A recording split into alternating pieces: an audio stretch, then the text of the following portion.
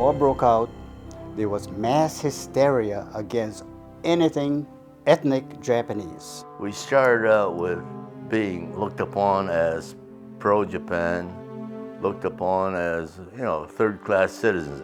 Japanese Americans and Japanese nationals living in the United States were soon declared to be enemy alien.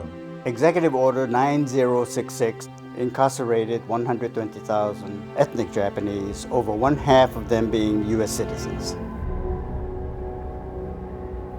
In Hawaii, there were 1,432 Japanese Americans already in the Hawaii Territorial Guard. The military governor packed them up, sent them to Camp McCoy, Wisconsin for training, and then they were deployed to Italy for combat. That unit was called the 100th Battalion, separate. They were the true pioneers, Japanese American soldiers that set out to prove that they were loyal Americans. They showed tremendous personal courage and devotion to duty fighting in Italy. They became known as the Purple Heart Battalion for the heavy casualties they took. Because their combat training and combat record were exemplary, and because of the need for manpower, wise men in Washington decided to form the 442nd Regimental Combat Team, made up of volunteers, 2,500 from Hawaii and 1,500 from the mainland U.S. They volunteered from behind barbed wire camps. And by then, the 100 had lost so many men that the 100 in essence became the 1st Battalion of the 442nd Regimental Combat Team. Together, they were formidable in combat, and as a result, the 100th Infantry Battalion and the 442nd Regimental Combat Team distinguished themselves as among the most highly decorated units in U.S. Army history.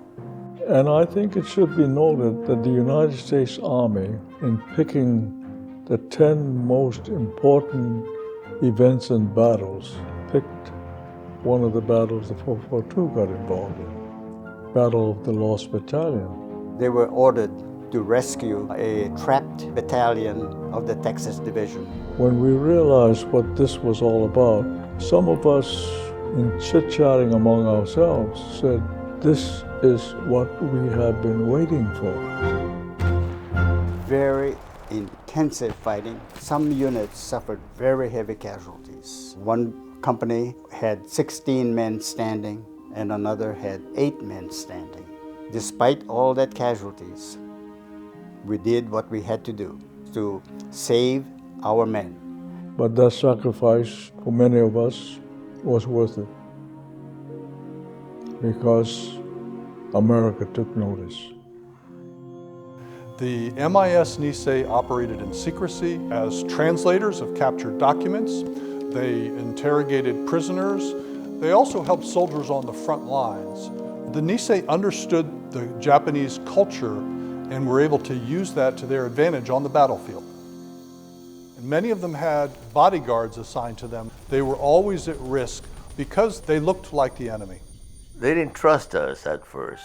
I volunteered as a private in the Army. That was 1942. By the time Japan surrendered in August 1945, they gave about 50 of us a field commission as second lieutenants. So that means they finally trusted us to become officers. MIS Nisei were providing that decisive edge so that U.S. commanders could fight smart. They certainly shortened the war by many, many months and saved thousands of American soldiers and sailors. The Japanese American soldiers fought in Pacific side and European side to prove their loyalty and also their capability.